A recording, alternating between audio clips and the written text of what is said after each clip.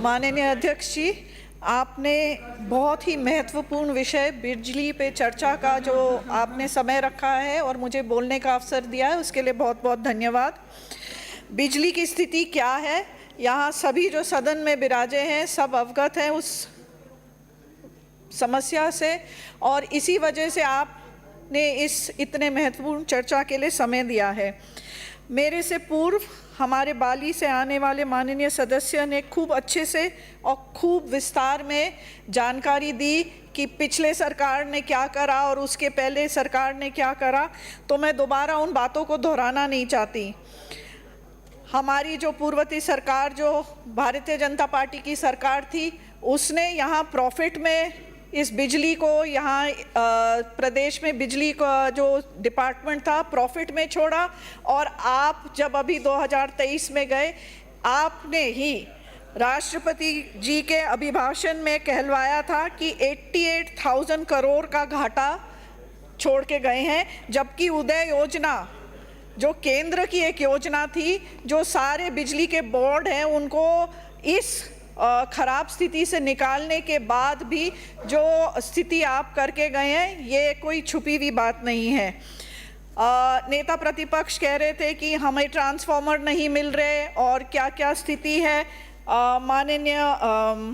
कोटा उत्तर के सदस्य भी कह रहे थे कि कोटा में क्या स्थिति है। मैं बताना चाहती हूँ कि पिछली बार जब मैं विधायक बनी थी तो 2019 में पहली बजट की घोषणा थी कि मेरे क्षेत्र में 132 केवी का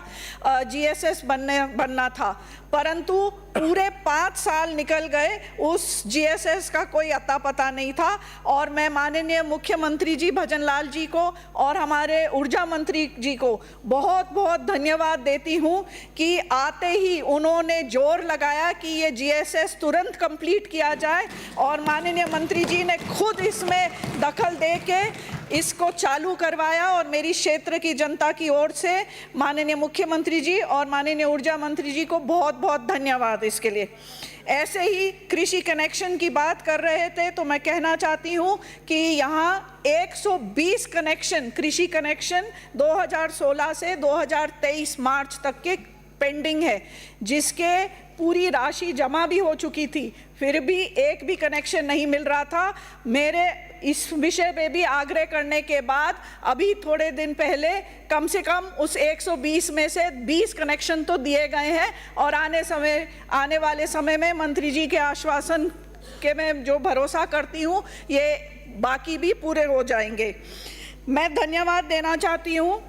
कि आपने बजट में जो घोषणाएं करी हैं, जो जिस तरीके की स्थिति हमारे खास तौर के ग्रामीण इलाके में है कि रात को बिजली नहीं आ रही, जब बच्चे पढ़ने चाहते हैं तो बिजली नहीं थी, ये एक दिन में नहीं हुई है ये स्थिति। ये जो आपने 5 साल में इंफ्रास्ट्रक्चर पे एक भी रुपया नहीं लगाया, उसके कारण जो भट्टा ठप हुआ है उसका हमको आज ये भुगतना पड़ रहा है। परंतु इस बजट में जिस तरीके से ट्रांसफॉर्मर्स और इंफ्रास्ट्रक्चर पे बजट की घोषणा में आपने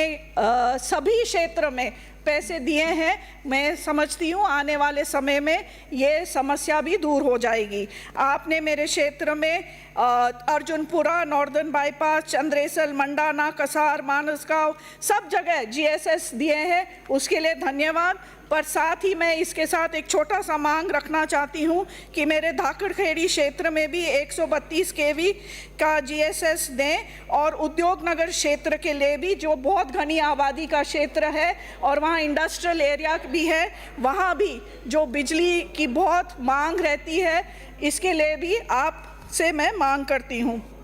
साथ ही जो मेरे पूर्व बहुत सारे सदस्यों ने भी इसकी मांग करी है, आबादी क्षेत्र में जो हाई टेंशन की लाइनें जाती हैं जो घर के ऊपर है, उसके लिए प्लीज़ एक स्पेशल प्रोजेक्ट बना के अंडरग्राउंड करने का आप कृपा करें। और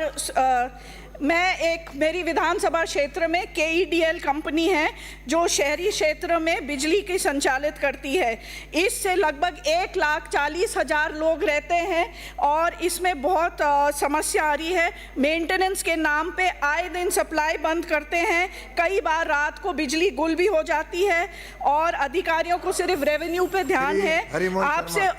अनुरोध है कि तुरंत प्रभाव से 5 मिनट KEDL कोई शर्तों पे कार्य नहीं करने पर एक कमेटी का गठन करें और जिसमें जनप्रतिनिधि को भी शामिल किया जाए, जिससे दूध का दूध, पानी का पानी। 2 मिनट